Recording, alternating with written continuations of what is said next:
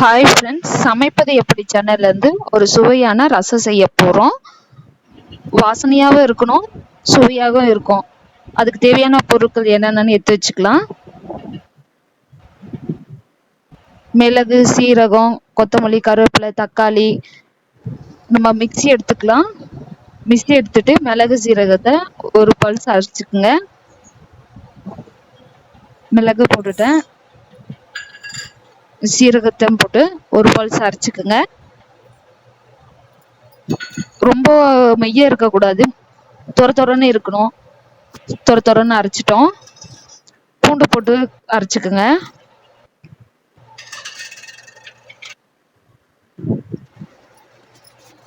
அரைச்சிட்டோம் பாருங்க, எடுத்து பாருங்க, தொரன்னு தான் இருக்கு. இப்போ புளி தண்ணியில கரைச்சிக்கலாம். புளி தண்ணியில கரைச்சிக்கோங்க.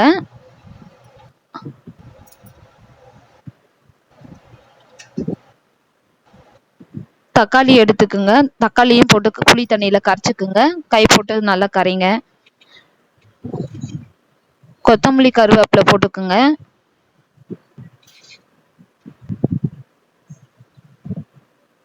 கொத்தமல்லி, கருவேப்பிலை, தக்காளி இது எல்லாத்தையும் போட்டு நல்லா கரைச்சிக்குங்க.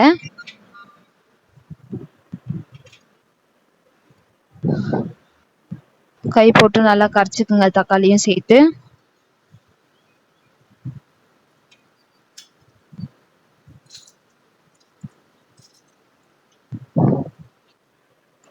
கரைச்சிட்டோம்.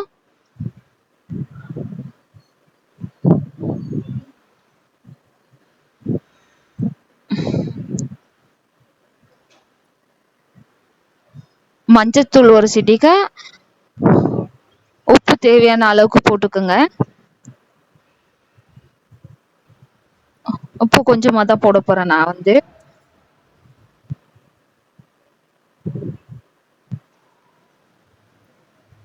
நல்லா கை போட்டு அந்த தண்ணியில அப்பதான் உப்பு நல்லா கரையும். எல்லாத்தையும் பெருங்காயத்தூள் போட்டுக்கோங்க. கேஸ் பற்ற வச்சு எண்ணெய் ஊற்றி வச்சிருக்கேன், சூடா இருக்கு. கடுகும் போட போறேன். கடுகு போட்டு பொரிஞ்சு வருது. ஸோ இப்போ மிளகா போட்டுக்கோங்க. மிளகா வந்து சிவந்த பிறகு தாளிச்சுக்க போறேன். தாளிச்சாச்சு. இப்போ தேவையான எண்ணெய், தேவையான தண்ணியை யூஸ் பண்ணிக்கோங்க.